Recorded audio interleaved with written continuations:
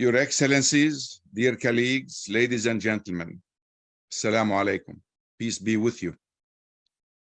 I want to start by giving my deepest condolences to the British people and the royal family.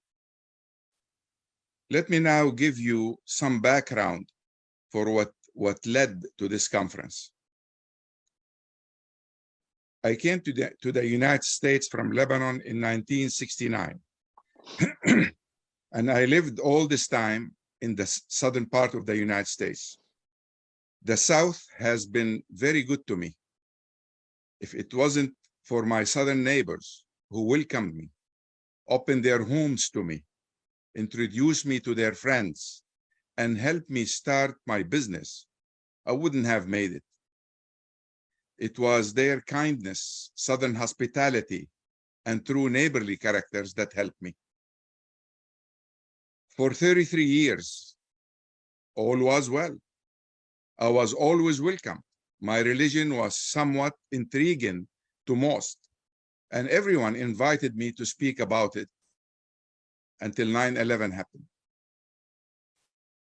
A shocked and grieving America desperately tried to understand why anyone would carry out such an assault. I was more shocked than they were.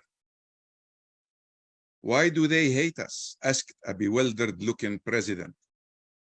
Later, America found its scapegoat, Arabs, Muslims, and anyone who looked Middle Eastern. Today, when I look back at 9/11, I feel it was a fork in the road for many. For some, it was a landmark for deepening fear of Muslims. The intensified rhetoric had exposed an alarming trend that has developed since 9/11. Muslims were consistently cast as somehow un-American because of their faith. But all this is changing. Not only American Muslims survived all this hatred created by 9/11 and followed by the war on terror that destroyed several Muslim-majority countries, but American Muslims started inviting their neighbors to their mosques, shared their holy book, the Quran, with their neighbors, and are leading the way today toward pluralism and the protection of freedoms guaranteed to all Americans in the Constitution. This is what led to today's conference. Today, I will speak to you about promoting peace through the reconciliation of the Muslim, Christian, and Jewish holy books. But what does the reconciliation of our holy books mean? Would I be trying to fuse all three books into one? Absolutely not. What then? Is it an attempt to prove that one book is right and the other books are wrong? No, not at all. This would not be reconciliation at all.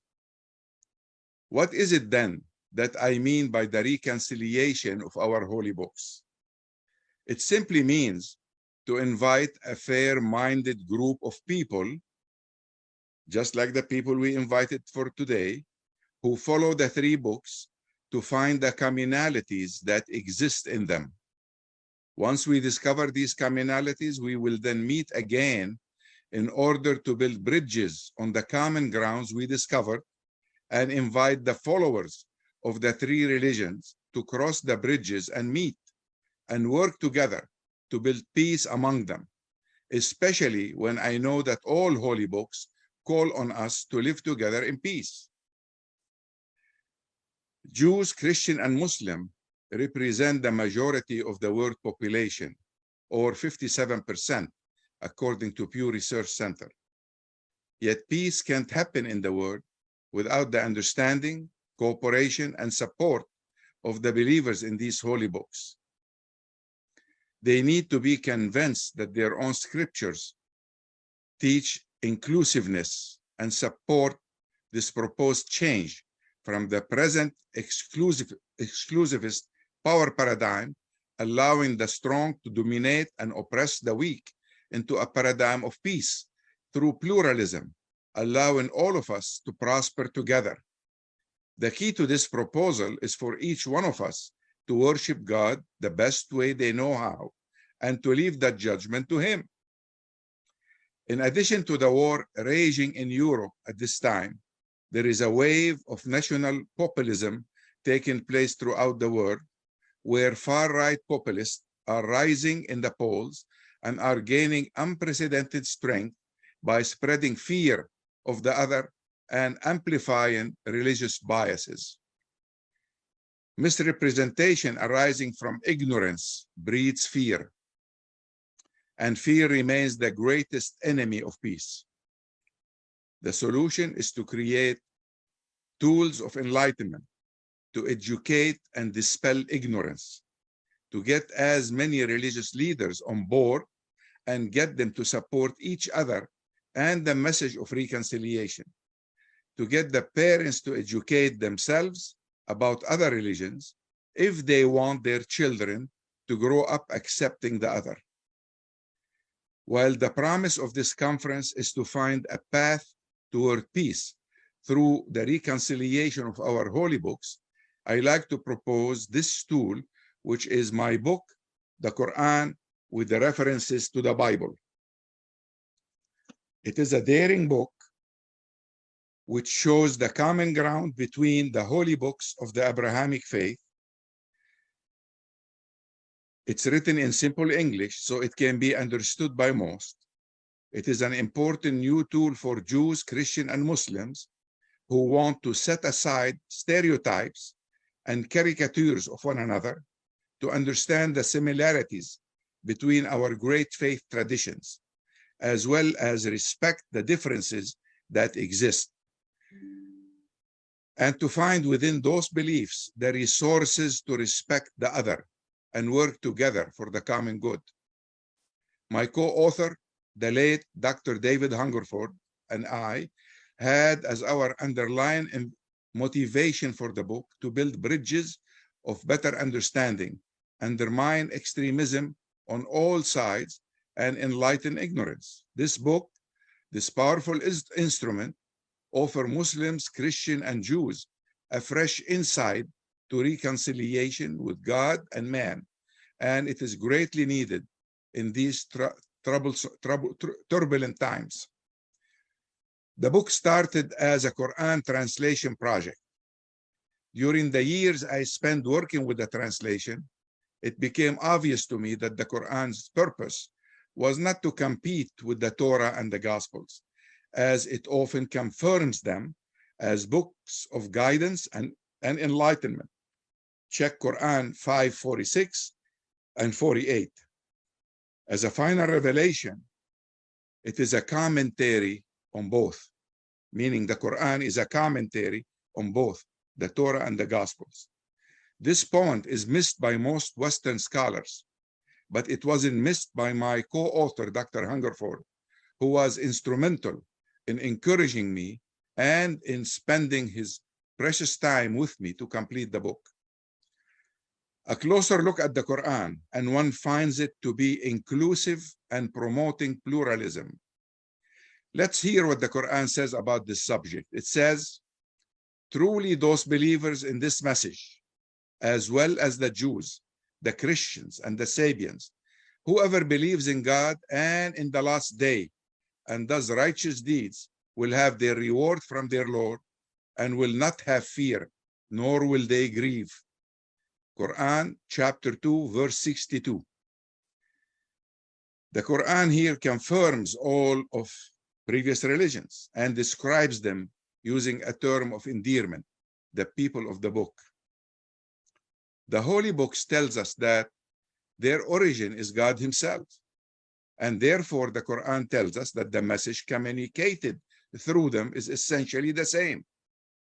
The speaker in the Quran is God himself, and he is telling his messenger Muhammad and all of us, he has ordained for you the same faith he commanded Noah and what we have revealed to you, meaning Muhammad and later on all of us, and what we commanded Abraham, Moses, and Jesus. You shall uphold the faith and do not break into factions. This is Quran chapter 42, verse 13. The faith the Quran is talking about in Arabic called deen the Quran is emphasizing that faith, it can be found in the opening of the Shema in the Torah. It says, "Hear, O Israel, the Lord our God, the Lord is one." Deuteronomy 6:4. Shema Israel, Adonai Eloheinu, Adonai Echad. According to Jesus, we are all neighbors. Look at Luke 10:25-37. But if it wasn't for a diverse society that included the Samaritans at that time, we would not have heard of the Good Samaritan.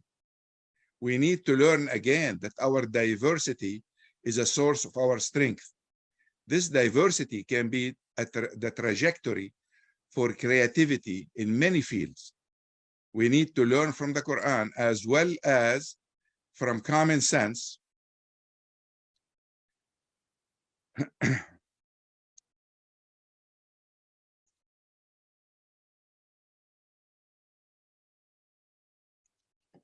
That diversity, we need to learn from the Quran again that our diversity is a source of strength. This diversity can be the trajectory for creativity in many fields. We need to learn from the Quran as well as from simple logic that if God had wanted, he could have made all of us a single community, but instead he is testing us by means of what he has revealed to us. Here is what the Quran says about this. We have assigned to each of you a law and a way of life. If God had wanted, he could have made all of you a single community. But instead, he is testing you by means of what he has revealed to you. So compete in doing what is good. You will all return to God, and he will clarify these matters about which you have differed. This is Quran 5:48. The Quran is in fact telling us that striving to live peacefully together is an act of worship, and learning to respect our differences is a blessing. It is saying to us to accept the other and to compete with them in doing what is good. It's not saying convert the others, nor it is saying fight the others. It's simply saying compete in serving each other. Those with means should compete to help those with limited resources. If we love for others what we love for ourselves, then we should not oppress, as we don't like to be oppressed. We should regard bad for others whatever we regard as bad for ourselves. The adoption of this simple code of conduct by faith leaders can go a long way in healing the strained relationship between people of various faiths. The Quran goes a step further. Where Jews, Christians, and Muslims are divided and cannot resolve their differences, the Quran in chapter 2, verse 148, prescribes an appropriate arena for competition. We are to compete with each other in good deeds. The Quran says, to every community, there is a direction to turn to. So compete in doing good deeds. This is Quran chapter 2, verse 148.